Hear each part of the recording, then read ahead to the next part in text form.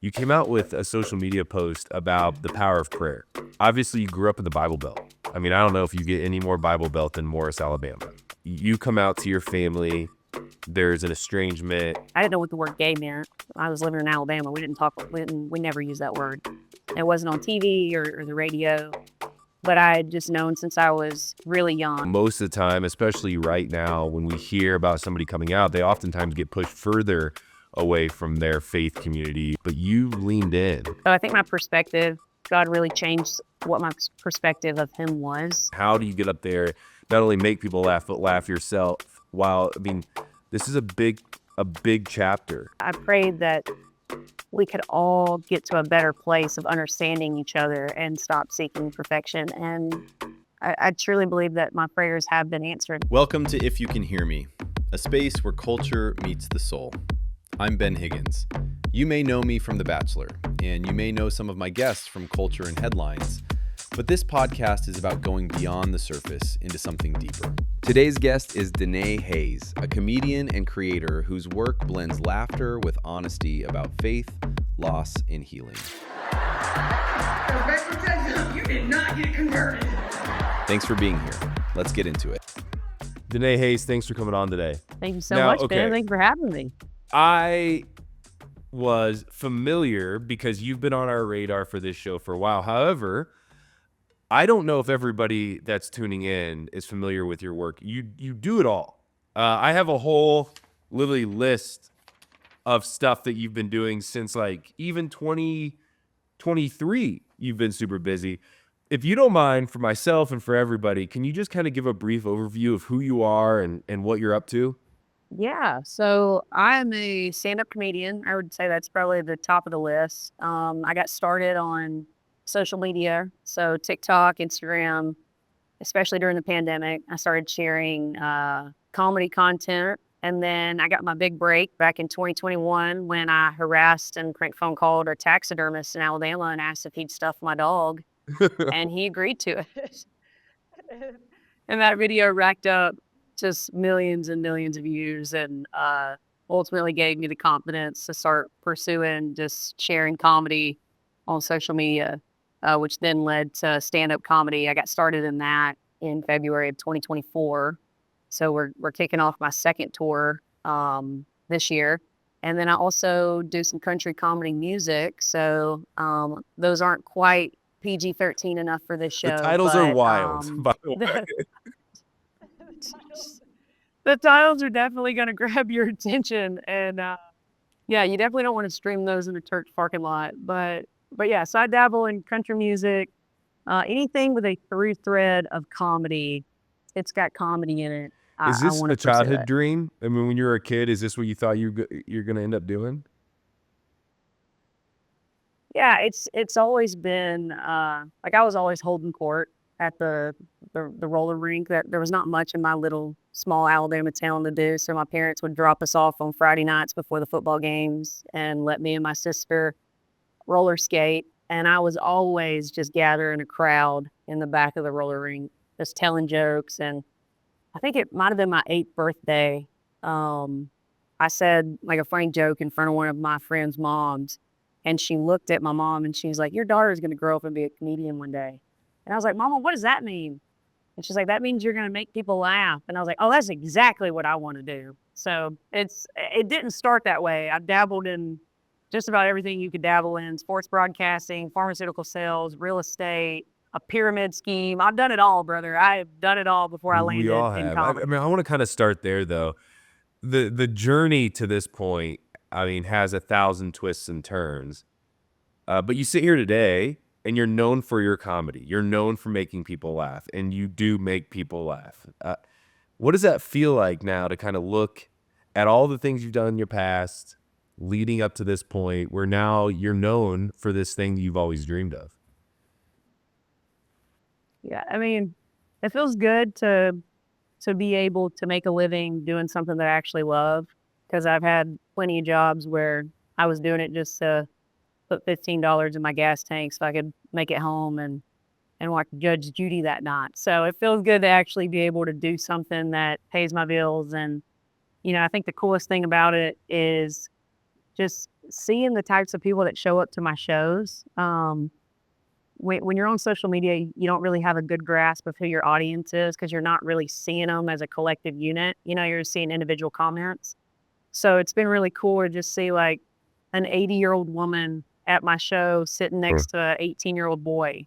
It's just that to me, that's the coolest thing about what I do is just gathering an audience of people that are from all different walks of life that somehow have something in common There, with what I do. recently, in a sense, you kind of switch stuff up on social media though. Your social media is funny, and it's full of laughter and full of things. Like I said, I can't even mention the names of some of your songs and some of your skits on this show. But when I watch it, I'm cackling. Um, but recently you came out, and one of the reasons why I am and was so excited to talk to you, you came out with a social media post about the power of prayer. Um, Obviously, you grew up in the Bible Belt. I mean, I don't know if you get any more Bible Belt than Morris, Alabama. That is the heartland for Yeah. the Bible Belt. You're now in Nashville, Tennessee, which isn't far removed. Uh, and I think your fans maybe were not shocked, but they learned something new about you when you made this post. Can you tell us more about it? Yeah, I've never shied away from my faith. I grew up Southern Baptist. Picked up some religious trauma along the way from, some things that were in my life. But over the past couple of years, my relationship with God has just gotten so much stronger. And like you said, a lot of that is from the power of prayer. My mom and I, and my sister and I, we hadn't spoken in 7 years. A lot of that was over my sexuality when I came out. And we reconnected in November of 2025, so just a couple of months ago. And I had just been praying for years that God would just allow all three parties to just have so much grace and stop looking for perfection.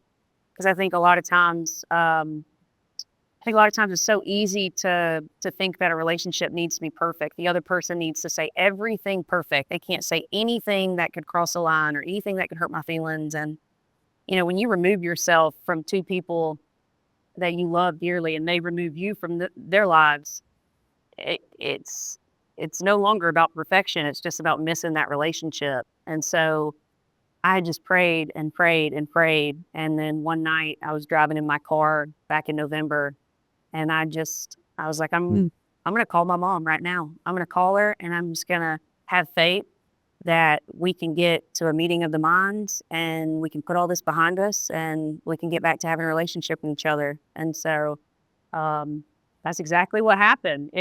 There was so much change of heart with all three parties. And I think the common denominator of that is that all three of us have gotten stronger in our faith as that 7 years had went along. So it was a beautiful There's so thing, much man. to this. I want to start with the lead up to the phone call that you made. I mean, and correct me if I'm wrong, but I would imagine for 7 years, estranged from somebody and two people that you love dearly, and that you even started the show telling a story about where your mom tells you about being a comedian.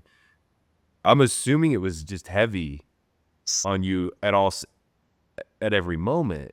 And so to make this phone call seemed like not only freeing, which is biblical, but it also feels like something had to have happened for you to have the faith and the confidence to even push the button, because nobody had for 7 years. Yeah, the thing that sticks out the most was I saw a plaque that somebody had of the 10 Commandments hanging up. And I know that one of the 10 Commandments, when I saw it, says, honor thy mother and father. And I remember thinking, even if I felt like I was the one that was in the wrong, even if I felt like I wasn't the one in the wrong, and I felt like, the other person had said the hurtful things to me, I kept asking myself, am I really honoring my mother by not giving her a chance to show that we can grow and change as humans? And so it was that was when it started turning for me, was when I started thinking, can I sleep at night knowing if I'm honoring my mother the way that I should be. Because I think we live in a society right now, and I'm guilty of this. I think we live in a society where, gosh, therapy terms have just like we are counting and saying every therapy term we can come to think of, and like boundaries and like hold rigid boundaries, and like I think those are important things. But I think also, what about giving people grace and giving people empathy and giving people the space to show that they can change? And and then God started laying it on my heart really heavily, probably around September, October, that I just felt expectant when I woke up in the morning. Like I just felt like my mom had been on a 7-year long vacation, and it had been in my calendar for 7 years that soon was the time for me to go pick her up from the airport. Like that's how it felt. Like I felt like it was time to go pick her up. And so yeah, I just kept listening to those things that God was dropping in my spirit. And I am very blessed in the sense that all three parties have really grown, because I know that's not the case for a lot of people. So, but I prayed for that. I prayed that we could all get to a better place of understanding each other and stop seeking perfection. And I truly believe that my prayers have been answered. And I'm very specific about what I wanted to. For you personally, what did you have to, you said that you grew in your faith. You obviously took kind of leadership here in charge and made the phone call. What did you have to learn about yourself and grow yourself to be able to even sustain a relationship now, or to start a relationship anew? I think I had to surround myself with people that were like-minded.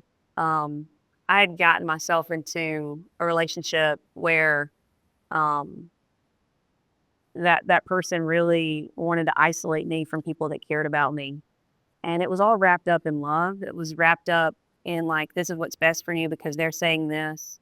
And so I got myself into a really bad spot of isolating myself from people that cared about me. And I think my biggest regret is allowing that person to make such a impact on my life and take up so much space. And so I started surrounding myself with other God-fearing people, people that started inviting me to church, people that started coming over when they knew I was having a bad day, that deeply cared about me, and people that didn't um, cast my mother as like demonize my mother.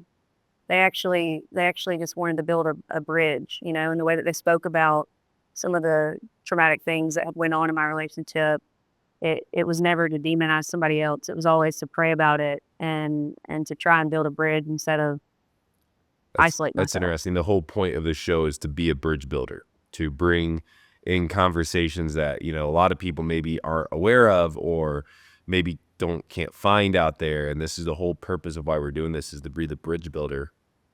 But I mean, it's interesting. I think so many people listening are like, okay, if I hear the timeline right, like you come out to your family, there's an estrangement, and then that 7 years your faith grew. If you feel up for it, I think listeners would find it really intriguing on how those two things correlated. Most of the time, especially right now, when we hear about somebody coming out, they oftentimes get pushed further away from their faith community, or from the God that they love and the God that's impacted them. But you leaned in, and I think that's interesting. I can't say that I leaned in from the start. I think my girlfriend talks about the part in the Bible that talks about going through the desert, and how the desert is the most lonely, isolating time of your life. But that's when you can hear God speak to you the most, because you're helpless, you're hopeless, and that's the only time that you can literally hear God's messaging to you. So I went through a really bad desert spell those first couple of years when me and my mom and my sister weren't talking to each other. And I got angry with God. I got really angry, and um, I developed some religious trauma that made me like, I didn't want to hear God's name. I didn't enjoy being in a room with people when they were talking about God. I didn't enjoy listening to worship music, which was something that used to help me, and that I enjoyed. And then it really wasn't until about then, I would say probably about a year and a half ago, after a divorce that I went through, where I felt like I was going through that desert all again. And I felt, well, the way I handled it the first time definitely didn't put me in a better place, definitely didn't make me happier. So I started reading my Bible again, and I ended up finding two really good friends of mine, Bailey and John, who are two of the most God-fearing people that I know. And, it wasn't at the jump where it was just religious talk and spiritual talk, but over the months of being in that friendship with them, they just started laying it on me. I just felt like this shift inside of me where I no longer feared talking about God. I actually wanted to run towards him. Um, the religious trauma for me goes all the way back to when I was like 10. I had told my family that I didn't know what the word gay meant. I was living in Alabama. We never used that word. It wasn't on TV or the radio, but I had just known since I was really young, all the way up until I was or 7 or 8. I had had the feelings that I was always attracted to the girls and never the guys. And so that ended up putting me into what's called conversion therapy, um, which is like a type of therapy to help you rid yourself of homosexuality. And it was all faith-based. So I think at a young age, that's when the religious trauma started. So I do feel like I am an anomaly for a lot of people that, maybe it has nothing to do with their sexuality. It could be something totally different. Maybe they grew up in a very God-fearing household, but it was a very judgmental household. And so they run from God. I just think it's all on our own terms. And sometimes it's through the desert for some of the really hard seasons of life when God can speak to you. But last thing I'll say about that is I really do think that it matters who you're surrounding yourself with and spending time with, because I'm not sure if I could have ever gotten to this place had it not been for originally starting a friendship with my friends Bailey and John. They mattered to me so much. You just mentioned that, through the desert, you heard God speaking to you. What were some of the things that, came up in your life during that time that you grew from or that you could take with you now today? I think probably the thing that always comes back to is that I worship a loving God, not an angry God. I think for so long I felt like I worshiped an angry God. Like why would I have to go through all this if he wasn't just angry at me? And now I look at it as more of God loves me unconditionally, and there's nothing in this life that I can't get through as long as I have a spiritual connection with him, a one-on-one connection with him. So I think my perspective, God really changed what my perspective of him was. And I think Danae at 10 years old learned that from that therapist, because a lot of the things that he would teach me in those private sessions were very fear-based and had a lot of anger in them. And so I've kind of had to brick by brick take some of those ideologies off of what God looks like and figure out what God looks like to me and what God feels like to me. Because, there's parents out there that have multiple kids, and each of those children may have a completely different relationship with their father. Like a 10-year-old daughter may have a completely different relationship than what a 17-year-old son has. And so I think sometimes we try to put a box, like just a universal box of what our relationship with God should look like. But I think it looks so different for every single person out there. Now, your fans, I'm sure, the people that follow you, maybe were surprised, but I don't think they were shocked by, this kind of post that you made, sharing about your faith, sharing about the reconciliation, sharing about your prayer. Has it made your work more difficult? Has it freed you up even more? I mean, I'm sitting here thinking, I'm like, how in the world could you have done comedy for the last 7 years with something like this sitting on your chest? Like, how heavy must that have been? How do you get up there, not only make people laugh, but laugh yourself? This is a big chapter. There was a loss. So now, relationships building, and you're getting ready to go back out on tour. Like, how are you making sense of all of this? Dude, it's brought me this lightness. It has brought me just this lightness, this ability to like wake up in the morning and just feel fully awake. Like you don't realize how much your body holds Maybe. energy when you're going through something like that. I thought I was fine. There was a lot of times where I thought I was good. Um, and now my good days compared to what my good days were years ago look a heck of a lot better.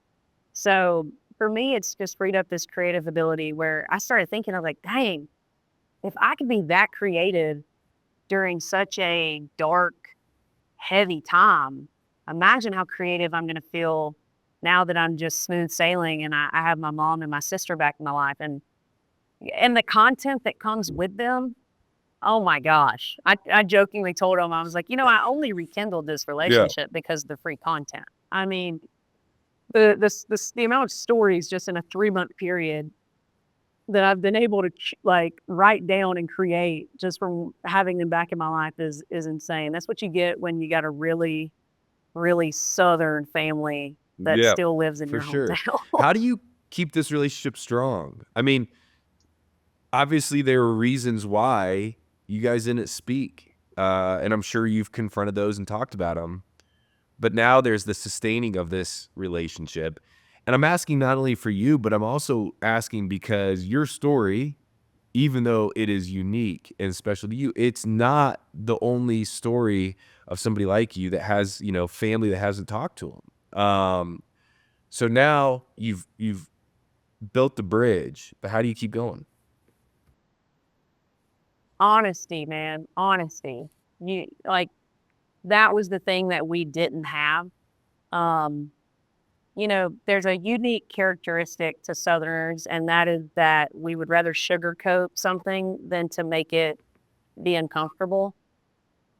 And when you do that, you push your feelings down and it sends the message to you that what you need and what your needs are and what your wants aren't as important as the discomfort of somebody else. So whenever we rekindled, it wasn't just like, oh my God, it's so good to have you back in our life. Like, we love you so much. Like, it was brutal conversations about when you did this, this is how it made me feel. And I just want to make sure that we don't ever do that again. And then same with them. Danae, when you did this, it made me feel this way. And I don't want to do that again. So moving forward, we all agree that we need more honesty in our relationship because honesty means you matter.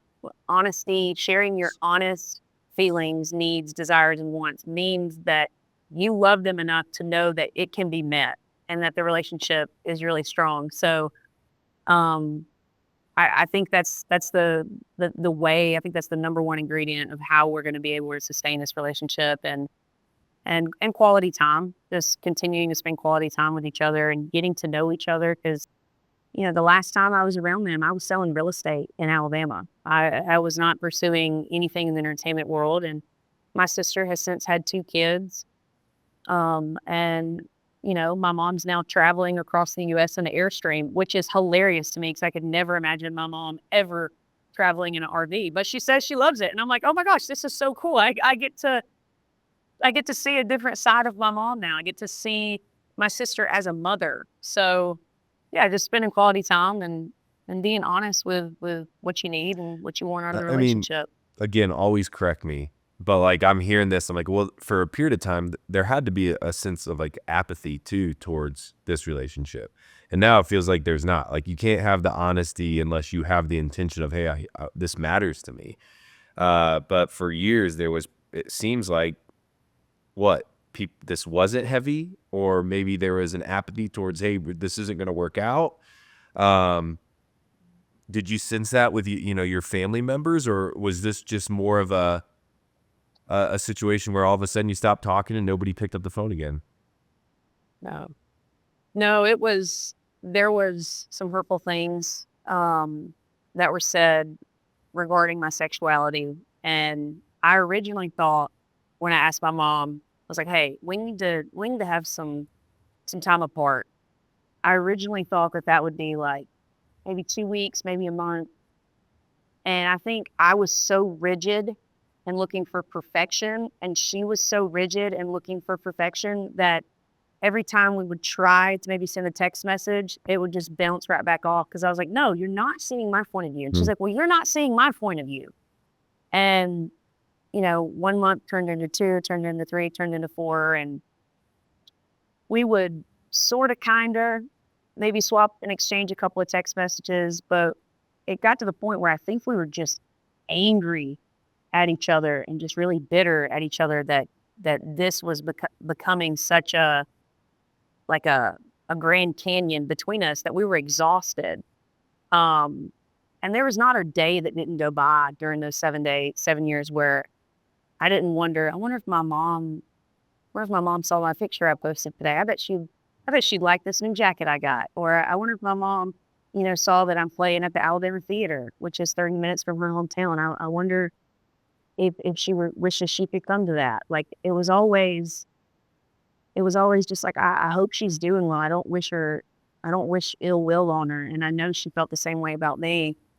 But I think, humans are so complex. Humans, we're so weird how we can justify something as to not having a relationship with our mom and our daughter until we feel like it's the right time. So, one thing my mom's really struggled with since we've reconnected is like she struggled with the anger of Mm. missing out on 7 years. She brings that up often. She's like, I'm just so angry that like, why did this have to go this long? And the only thing I know to tell her is, Mom, this is just how it was meant to be. Because I don't know if you and I would have ever had this honest and loving of a relationship had it not gotten to this point.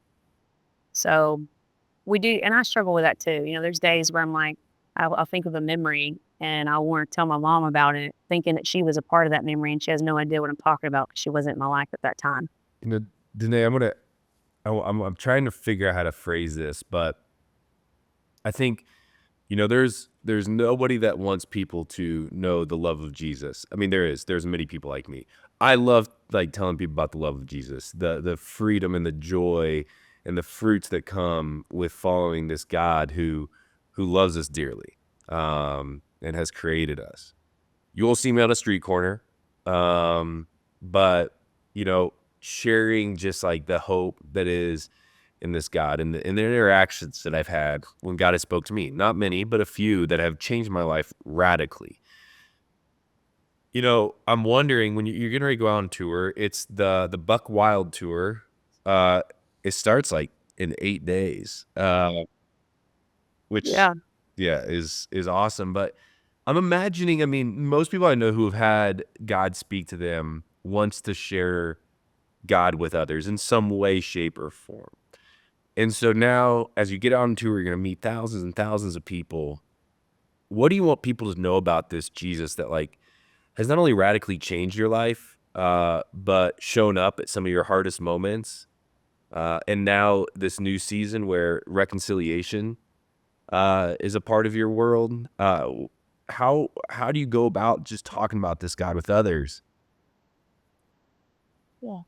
I just, my story is kind of a weird story, conversion therapy when you're 10, then you are estranged from your mother for 7 years because of your sexuality. And then you go through a horrible public divorce and then you reconcile with your mom. And there's a lot of twists and turns to it while also starting to build your comedy career. So for me, the thing that I hope when people see me, I hope that the messaging for them is that there is nothing too broken for God to fix.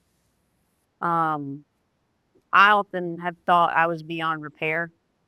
I often thought I'm too broken. Like I'll never be able to have a relationship with God without so much shame and guilt because of things that I've done in my life. And I just, I want that other kid from Alabama that maybe has a similar story to me that comes to my show that's been told, you can't be gay and be a Christian. Those two things don't coincide. I hope that when they come to my show that they know that you can, that God loves everybody. And I always just try my best in my meet and greet lines that like when somebody shares, their testimony with me or something hard that they've gone through, I always tell them, have you prayed about it? And then I giggle after I say it and I go, I know that's really simple, but have you prayed about it? because I just want to remind people, because oftentimes they'll say something and they never mention God in any of the struggle. And I just want to remind them at the end, like, have you prayed about it? Because I can promise you he's listening to you. But I just, I feel like my story, a lot of times when I get down about why did I go through some things that were so hard, I think it's because I'm strong enough to have gone through them, and hopefully I can be a lighthouse for somebody else. So this is all in the power of a testimony, all the struggles, all the heartache, all the triumphs, all the brokenness. There's goodness at the end of that. There's so much to you. That, I mean, we have a saying at a business I work for that if one person's life is bettered because of the work that we've done, then it's all been worth it. And I know somebody out there will hear your story and hopefully grow closer to this God who is real and active, and to know that there is a place at the seat at his table for them. You know, there's a few things here I want to do as we kind of close up.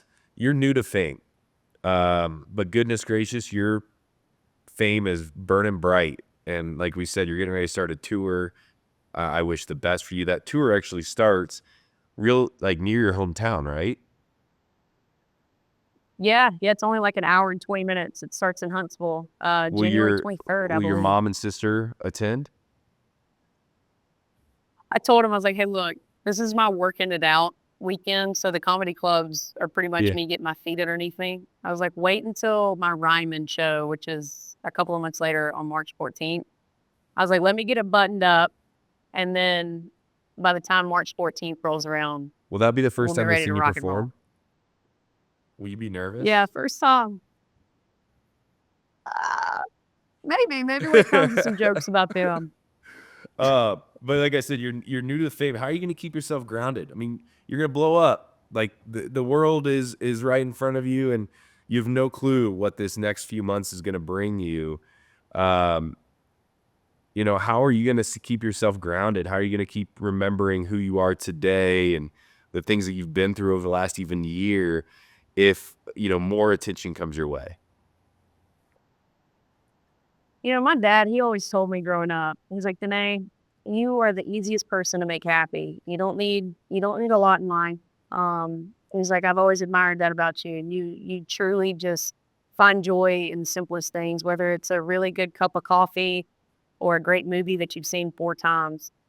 And as my journey in my career is going on, my dad's always reminded me to stay true to who I am and seek the joy from the simple things in life. So it's something that anytime I feel like I need to obtain, a nicer house or a fancier car or whatever that looks like, I just remind myself of my dad telling 14-year-old Danae that. And it's true.